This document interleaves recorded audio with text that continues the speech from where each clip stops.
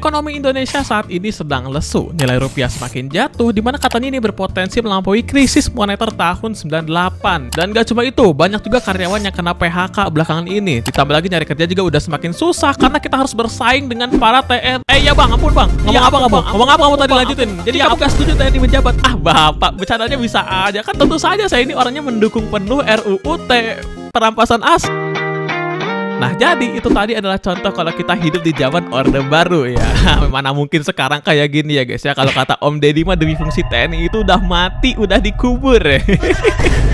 Di bentar nih gue yang bego atau gimana? Dwi kan artinya dua ya, dua fungsi tuh ya. Kalau tentara ngurusin birokrasi apa pertahanan negara ya itu dua fungsi gak sih? Gue gak ngerti aja gimana. Halo semua Kafein dan selamat datang di Radio Nasib. Gimana kalau dulu ada orang yang ngomong Malaysia better dan Indonesia, kita rakyatnya masih bisa membela ya guys. Halah batik dari Indonesia, lu ngeklaim budaya kita. Tapi sekarang kalau ada yang ngomong Malaysia better dan Indonesia, iya pak, setuju pak.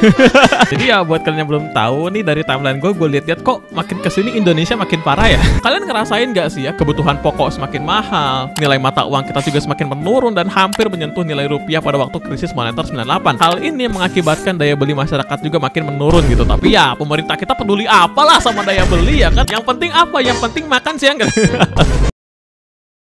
Takut gak? Sorry, bercanda.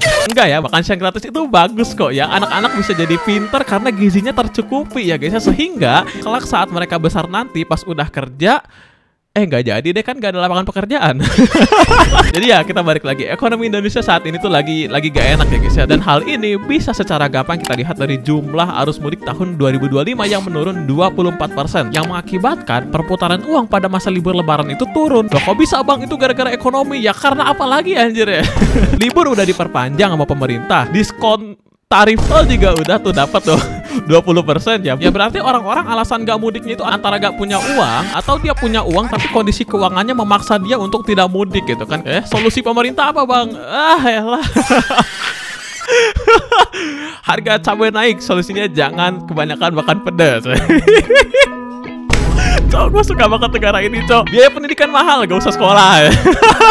Lu seriusan ngarepin solusi pemerintah anjir cok. Gimana ya? Tapi ya kata pemerintah ini disebabkan karena berbagai faktor ya guys ya. Salah satunya perang dagang Amerika Serikat, dimana Indonesia kena tarif impor AS sebanyak 32%. Ya sebenarnya gak kaget lah ya. Trump juga dari awal emang seorang pengusaha dan seharusnya kita bisa antisipasi hal kayak gini. Lagian yang masalah utama kita tuh bukan di situ gitu. Ekonomi kita tuh turun disebabkan karena negara kita tuh juara satu ketololan dalam menghukum koruptor. Karena sebelum Trump naikin tarif aja ya, kita tuh rupiah udah turun gitu. Seandainya pemerintah kita cerdas ya, itu RUU perampasan aset udah disahin gitu kan. Itu aset koruptor bisa nambah APBN loh, membiayai program pemerintah. Coba ya, dari 2008 sampai sekarang belum disahin. Gak tau lah, gue juga bingung anjir apa-apaan.